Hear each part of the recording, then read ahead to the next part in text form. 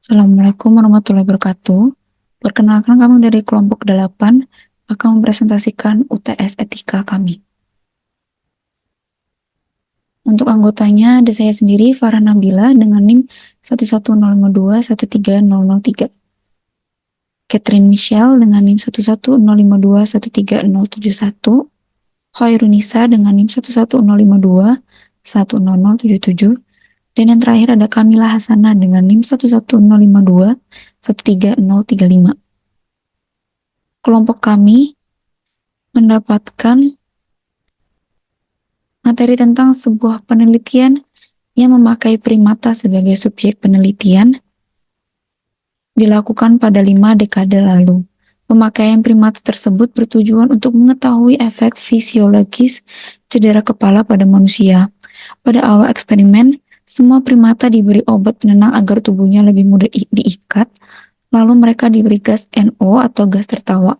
Setelah itu, mereka harus disadarkan dari efek anestesi 30 menit sebelum diberi perlakuan cedera kepala. Cedera kepala dihasilkan oleh hantaman alat hidrolik yang langsung menyebabkan primata tidak sadar atau lumpuh, dan beberapa ekor langsung mati.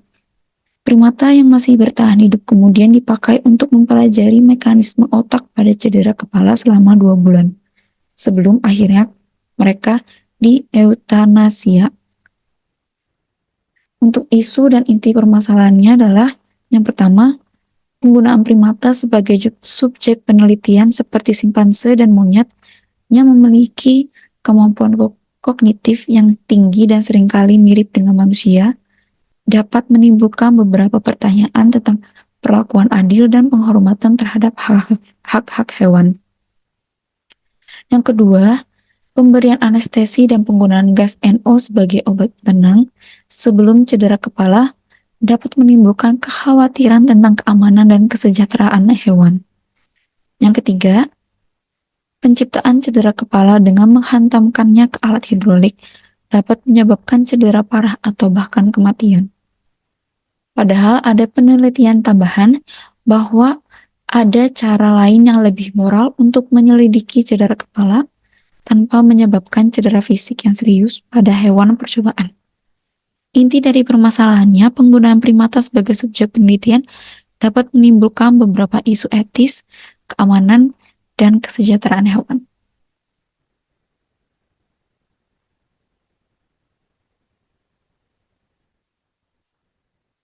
Permasalahan ini berfokus pada animal study atau in vivo. Istilah in vivo berasal dari bahasa Latin, yaitu dalam atau sesuatu yang hidup, yang mengacu pada tes medis, eksperimen, atau prosedur yang dilakukan pada organisme hidup, seperti hewan laboratorium atau manusia. Penelitian in vivo diperlukan untuk melihat bagaimana tubuh secara keseluruhan akan merespon pada suatu zat tertentu. Menurut AALAC, definisi hewan laboratorium adalah any living vertebrate animal or any other animal designated by application legislation used or intended for use in research, testing, or teaching. Lalu menurut CALAM, definisi dari hewan laboratorium itu adalah any animal species maintained for the purpose of research, teaching, testing, or production of animals or biologics for scientific purposes, and generally applies to vertebrates and some cephalopods. Dengan kata lain, hewan laboratorium mengacu pada hewan vertebrata dan beberapa cephalopods. Hewan vertebrata yang dipilih biasanya hewan yang fisiologi atau anatominya mendekati manusia. Misalnya dalam kasus ini adalah primata.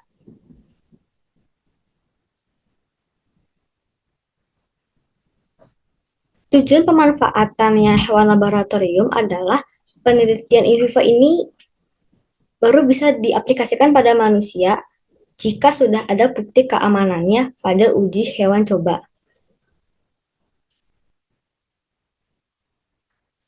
Untuk kesejahteraan hewan, kenapa kita perlu memikirkan kesejahteraan hewan?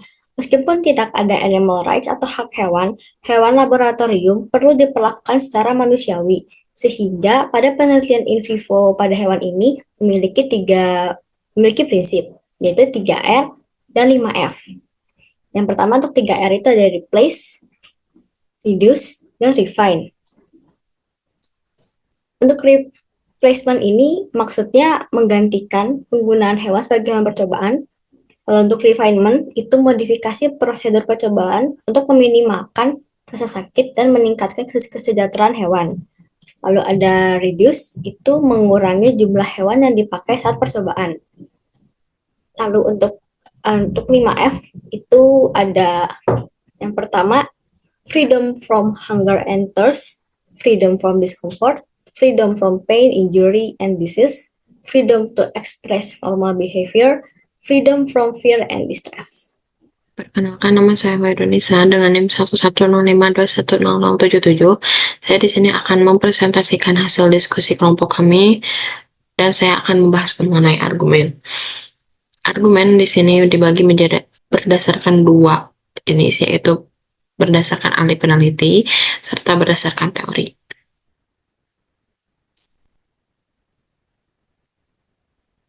Argumen berdasarkan ahli peneliti. Menurut Dr. Michael Brown, ahli etika penelitian, penelitian ini sangat memprihatinkan dan tidak sesuai dengan standar etika penelitian. Penggunaan primata sebagai subjek penelitian harus dilakukan dengan tingkat kewajiban tertinggi dan tujuan penelitian harus langsung membantu manusia. Dalam kasus ini, penelitian tidak memiliki tujuan yang langsung membantu manusia, sehingga penggunaan primata tidak dapat dijusatkan. Penelitian ini juga tidak transparan dan tidak memberikan informasi yang akurat dan lengkap tentang penelitiannya, sehingga publik tidak dapat memahami kasus tersebut dan membuat keputusan yang benar. Lalu selanjutnya ada argumen berdasarkan teori. Saya di sini akan membahas argumen berdasarkan teori, yaitu yang pertama etika penelitian. Penelitian yang menggunakan primata sebagai subjek penelitian memang tidak sesuai dengan standar etika penelitian. Penggunaan primata dalam penelitian harus dilakukan dengan tingkat kewajiban tertinggi, seperti penggunaan primata dalam penelitian yang mempunyai potensi untuk membantu mengatasi penyakit atau masalah yang sangat penting. Dalam kasus tersebut, penelitian tidak memiliki tujuan yang langsung membantu manusia, sehingga penggunaan primata tidak dapat dijusatkan. Yang kedua yaitu kesadaran dan kematian. Penelitian yang menggunakan primata sebagai subjek penelitian tidak hanya menyebabkan kesadaran yang tidak tepat, tetapi juga menyebabkan kematian beberapa ekor primata. Penggunaan primata dalam penelitian harus dilakukan dengan kewajiban tertinggi dan kematian primata tidak dapat dijusatkan atau diteruskan. Yang ketiga yaitu alternatif penelitian. Dalam kasus tersebut, ada alternatif penelitian yang dapat digunakan untuk mengumpulkan data yang sama. Misalnya, penelitian dapat dilakukan dengan menggunakan simulasi atau model komputer, atau dengan menggunakan sampel manusia yang lebih kecil dan tidak memerlukan penggunaan primata. Yang keempat yaitu transparansi dan informasi. Dalam kasus tersebut ada beberapa informasi yang tidak dapat disampaikan, seperti identitas institusi yang melakukan penelitian, lalu identitas penulis, dan identitas primata yang digunakan. Transparansi dan informasi yang akurat dan lengkap tentang penelitian harus disediakan, sehingga publik dapat memahami kasus tersebut dan membuat keputusan yang benar. Lalu yang terakhir yaitu pengawasan dan pengendalian. Dalam kasus tersebut tidak ada informasi tentang pengawasan dan pengendalian yang dilakukan terhadap penelitian. Pengawasan dan pengendalian yang kuat dan transparan harus dilakukan terhadap penelitian, sehingga dapat dijamin bahwa penelitian tersebut dilakukan dengan tingkat kewajiban tertinggi atau dengan yang seharusnya. Sekian presentasi yang saya sampaikan, kurang lebihnya mohon maaf dan akan dilanjutkan oleh teman saya. Selanjutnya, saya Kamila Hasanah akan membahas tentang saran penelitiannya. Jika penelitian serupa akan dilakukan lagi di masa depan, beberapa saran untuk memastikan aspek etikanya adalah yang pertama, hindari penggunaan primata sebagai subjek penelitian jika memungkinkan. Pertimbangkan metode alternatif seperti simulasi komputer, studi in vitro dengan culture cell, atau data dari pasien manusia yang sudah mengalami cedera kepala. Yang kedua, terapkan prinsip 3R, Replacement, Reduction, and Refinement. dalam pemanfaatan hewan penelitian, yaitu replacement adalah ganti hewan dengan metode lain jika memungkinkan. Reduction, gunakan jumlah hewan seminimal mungkin untuk mendapatkan data yang diperlukan. Dan refinement, lakukan prosedur sehalus mungkin untuk mengurangi stres dan penderitaan hewan. Yang ketiga, pastikan terdapat justifikasi dan manfaat ilmiah yang kuat. Yang keempat, ajukan proposal penelitian kepada komite etik yang independen untuk menilai aspek etika dan mendapatkan persetujuan terlebih dahulu. Yang kelima, optimalkan protokol anestesi dan analgesia untuk mengurangi rasa sakit dan stres hewan selama penelitian. Yang keenam, tetapkan titik akhir yang jelas atau humane endpoint untuk menghentikan percobaan jika hewan menunjukkan penderitaan tidak bertoleransi. Yang ketujuh, pastikan hewan dirawat dengan layak oleh staf terlatih di fasilitas hewan yang memadai sebelum, selama, dan setelah penelitian. Yang ke-8, lakukan eutanasia yang manusiawi pada akhir penelitian untuk menghindari penderitaan lebih lanjut. Dan yang ke-9, pertimbangkan transparansi penelitian dengan membagikan hasil dan memastikan justifikasi etikanya kepada masyarakat luas. Dengan menerapkan langkah-langkah di atas, aspek etika penelitian yang melibatkan hewan dapat ditingkatkan dengan tetap memperoleh data ilmiah yang diperlukan untuk kemajuan ilmu pengetahuan dan kesehatan manusia. Yang poin saya sudah sebut berlaku untuk semua penelitian yang melibatkan hewan. Dan yang terakhir ada referensi. Kami mengambil beberapa referensi, yaitu materi minggu 5 dari slide Ibu. Yang kedua, A Novel Mindset in Primate Experimentation Journal. Yang ketiga, Ethics of Primate Use Journal.